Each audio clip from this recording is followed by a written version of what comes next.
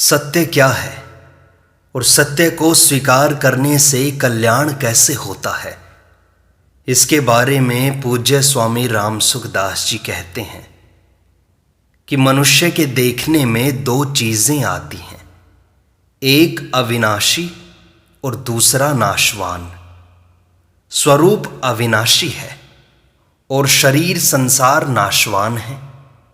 स्वरूप के विषय में गीता और रामायण में आया है, ममैवांशो जीवलोके जीवभूतः सनातनः।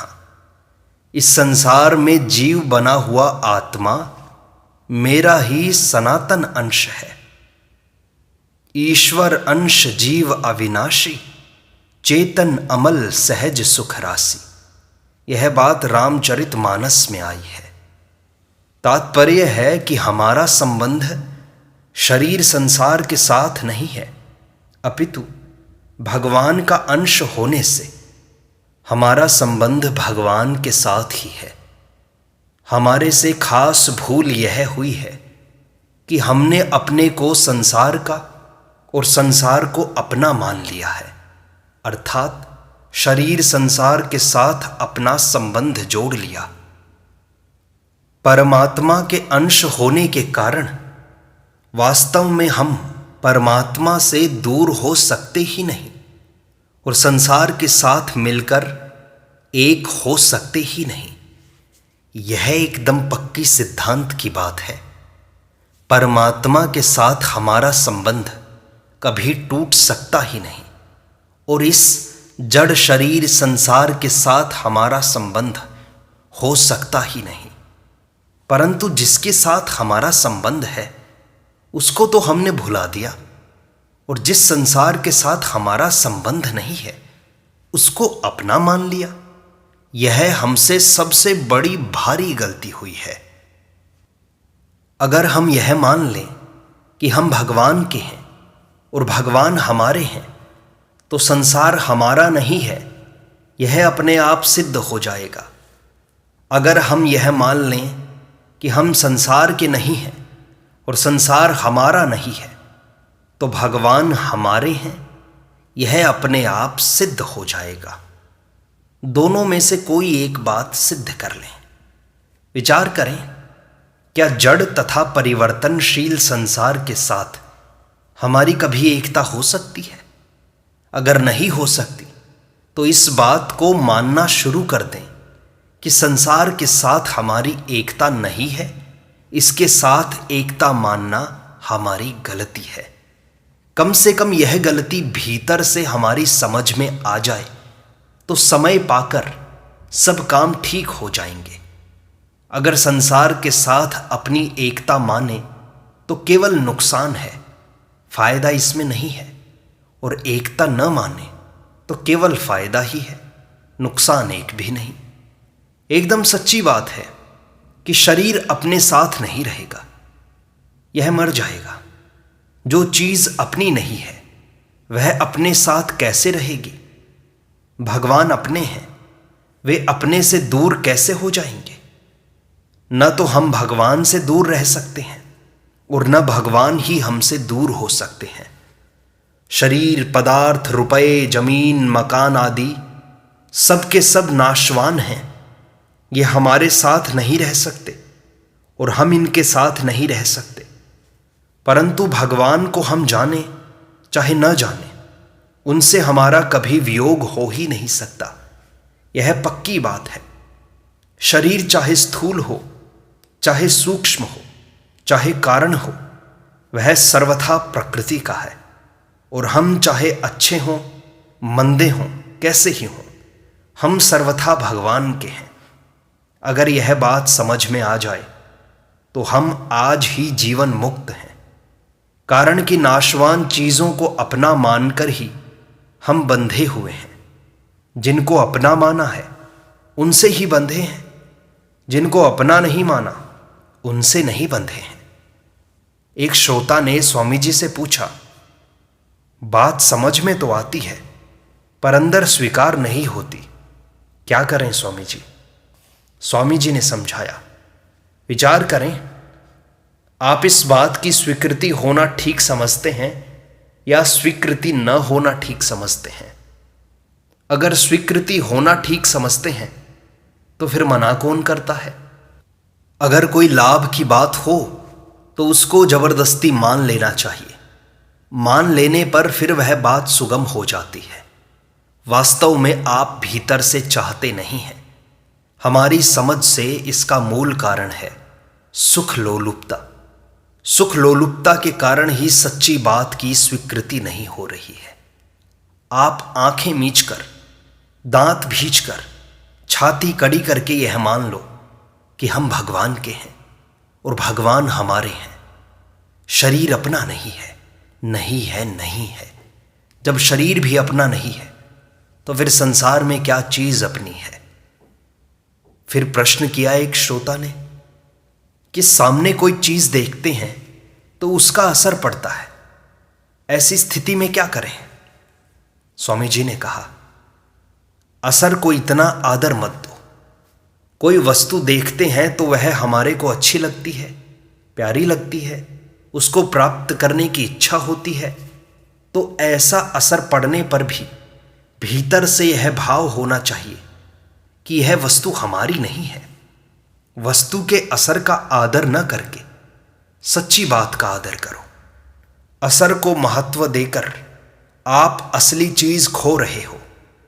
आज से हृदय में पक्का विचार कर लो कि अब हम असर को नहीं मानेंगे, अपितु सच्ची बात को मानेंगे। असर कभी कभी पड़ता है, हरदम नहीं पड़ता, पर आप इसको स्थायी मान लेते हो। यह भूल है। वास्तव में आप शरीर नहीं हो। बालकपन में जो आपका शरीर था वह आज नहीं है, पर आप वही हो। इसलिए कृपा करके आप असर को महत्व मत दो। सच्ची बात का असर पड़ना चाहिए। झूठी बात का असर पड़ जाए तो उसको आदर मत दो। सच्ची बात यह है कि शरीर हमारा नहीं है और हम शरीर नहीं हैं। मुक्ति प्राप्त करने में, भगवान की तरफ चलने में स्थूल, सूक्ष्म या कारण कोई भी शरीर काम नहीं आता। शरीर कुटुंब के लिए, समाज के लिए और संसार के लिए काम आता है, हमारे लिए काम नहीं आता। इसलिए शरीर को कुटुंब, समाज और संसार की सेवा में लगा दो। यह बड़ी भारी, दामी बात है। इसको मान लो तो आप सदा के लिए सुखी हो जाओगे। शरीर से हमारे को लाभ हो जाए, यह हमारा कोरा वहम है। स्थूल, सूक्ष्म और कारण कोई भी शरीर हमारे काम नहीं आता। इस बात को समझ लेने से बड़ा लाभ होता है। स्थूल शरीर से क्रिया होती है, सूक्ष्म शरीर से चिंतन होता है और कारण शरीर से स्थिरता तथा समाधि होती है। क्रिया, चिंतन, स्थिरता और समाधि आपके लिए नहीं है। इनके भरोसे मत रहना। आपके काम आने वाली चीज है कुछ भी चिंतन न करना। ग्रंथों में समाधि की बड़ी महिमा आती है, पर वह भी आपके काम की नहीं है। आपके काम न क्रिया आएगी, न चिंतन आएगा, न स्थिरता आएगी, न समाधि आएगी। इसी तरह प्राणायाम, कुंडलिनी जागरण, एकाग्रता आदि कोई काम के नहीं है। ये सब प्राकृत चीजें हैं, जबकि आप तो परमात्मा के अंश हो। ये आपकी जाति की चीजें नहीं हैं। आप इन सब से अलग हो। आपकी एकता परमात्मा के साथ है। आप चाहे अद्वैत मानो, चाहे द्वैत मानो, चाहे ज्ञान मानो, चाहे भक्ति मानो, कम से कम इतनी बात तो स्वीकार कर ही लो कि शरीर हमारे काम का नहीं है, इसके साथ हमारा संबंध नहीं है। अगर संसार का असर पड़ जाए तो उसकी परवाह मत करो, उसको स्वीकार मत करो, फिर वह मिट जाएगा। असर को महत्व देकर आप बड़े भारी लाभ से वंचित हो रहे हो। इसलिए असर पड़ता है तो पड़ने दो, पर मन में समझो कि ये बात सच्ची नहीं है। झूठी चीज का असर भी झूठा ही होगा, सच्चा कैसे हो जाएगा? आपसे कोई पैसा ठगता है तो आपको उसकी बात ठीक दिखाई देती है, आप उससे मोहित हो जाते हो, तभी तो ठगाई में आते हो। ऐसे ही संसार का असर पड़ना बिल्कुल ठगाई है, मूर्खता है। एक मार्मिक बात है कि असर शरीर, इंद्रियां, मन, बुद्धि पर पड़ता है, आपके ऊपर नहीं। जिस जाति की वस्तु है उसी जाति पर उसका असर पड़ता है, आप पर नहीं पड़ता, क्योंकि आपकी जाति अलग है।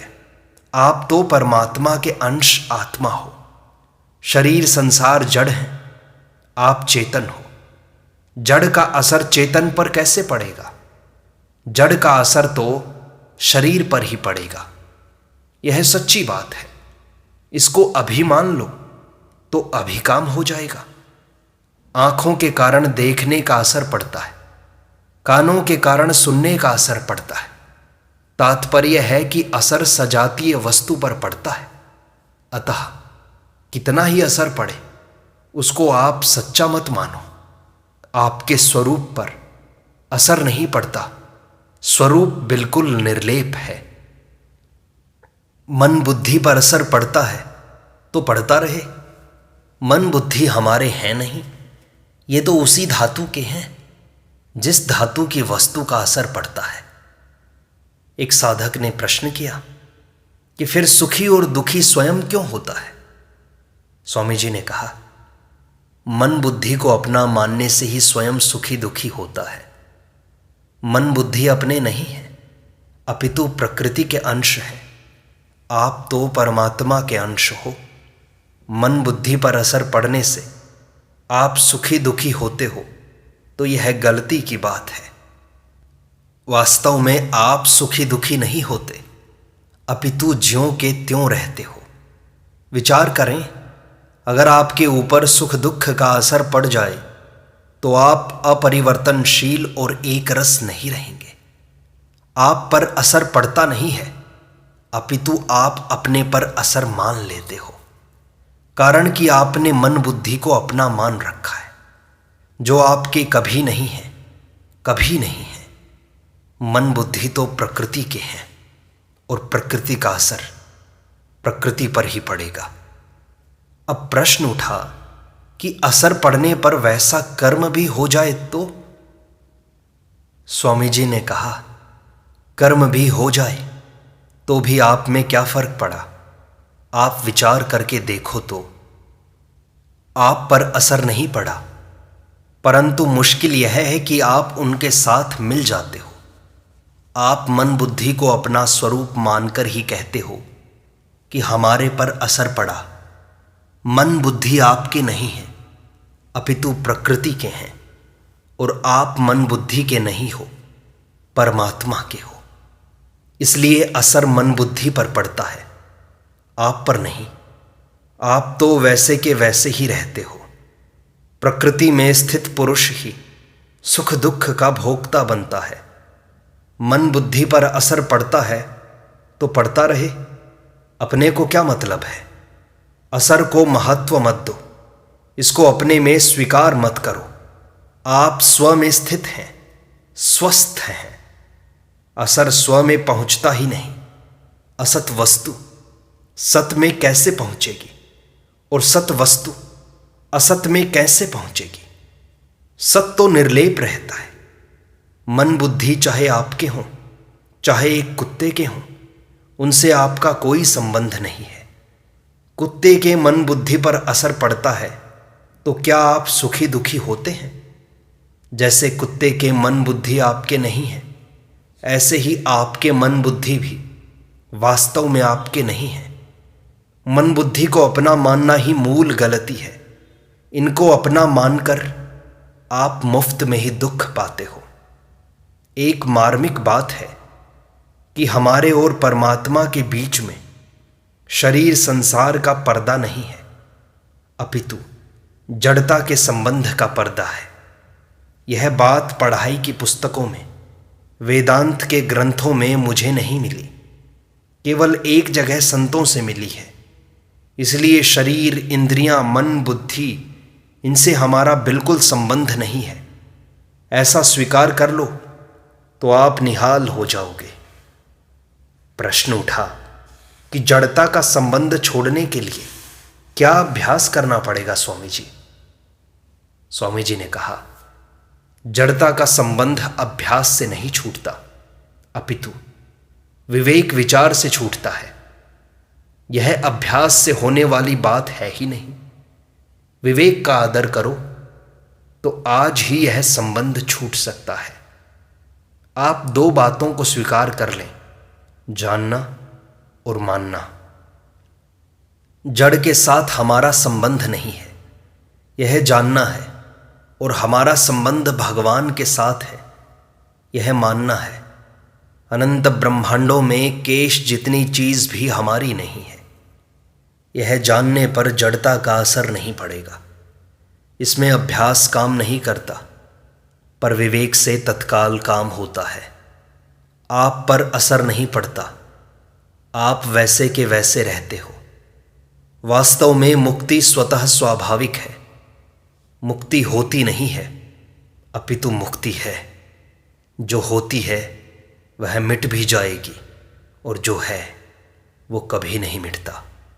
ना सतो विद्यते भावो, ना भावो विद्यते सतः। असत की सत्ता विद्यमान नहीं है, और सत का अभाव विद्यमान नहीं है। आपने असर को सच्चा मान लिया, जो कि असत है, झूठा है। मन बुद्धि के साथ आपका संबंध है ही नहीं। श्री शरणानंद जी महाराज से किसी ने पूछा कि कुंडलिनी क्या होती है? उन्होंने उत्तर दिया कि कुंडलिनी क्या होती है यह तो हम जानते नहीं, पर इतना जरूर जानते हैं कि कुंडलिनी के साथ हमारा संबंध नहीं है। कुंडलिनी सोती रहे या जाग जाए, हमारा उससे क्या मतलब है? ऐसे ही शरीर संसार के साथ हमारा संबंध ही नहीं है। अतः उसके असर का आदर मत करो। यह अभ्यास से नहीं होगा। अभ्यास एक नई स्थिति पैदा करता है। जैसे रस्से पर चलना हो तो इसके लिए अभ्यास करना पड़ेगा। अभ्यास से कुछ लाभ नहीं होगा। अभ्यास से तत्व ज्ञान कभी हुआ नहीं, और कभी होगा नहीं, और हो भी सकता नहीं है। विवेक का आदर करो तो आज ही, अभी के अभी निहाल हो जाओगे, परम शांति को पालोगे। आप केवल इतनी बात याद रख लें कि जड़ चीजों के साथ हमारा संबंध नहीं है, क्योंकि वे प्रकृति की अंश हैं और हम परमात्मा के अंश हैं। उत्पन्न और नष्ट होने वाली चीजों का असर हमारे पर कैसे पड़ सकता है? आप पर वह असर पहुंचता ही नहीं। आप तो असंग हो।